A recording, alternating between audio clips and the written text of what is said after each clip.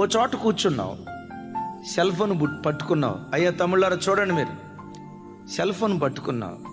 ఎందుకు ఈ cell phone పట్టుకున్నాను? దీంతో పని ఏంటి? ఫేస్బుక్ ఓపెన్ చేశా, దీంతో నాకు ఉపయోగం ఏంటి? వాట్సాప్ స్టేటస్లో ఏవేవో కానీ వీటితో నాకు ఉపయోగం ఏంటి? నో, ఇది నా సమయాన్ని తినేసేవి, నా సమయాన్ని వృధా చేసేవి.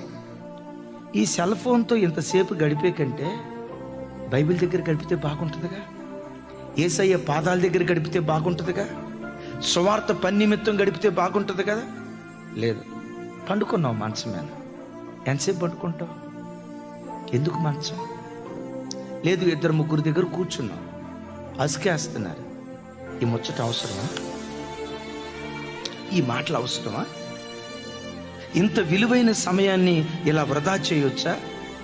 జీవితంలో ఏది కోల్పోయినా పోగొట్టుకున్నా తిరిగి వెనక్కి తీసుకురాగలవు, కానీ వెనక్కు తీసుకురాలేనివి రెండు. ఒకటి పోగొట్టుకున్న జీవితం, రెండవది కోల్పోయిన సమయం.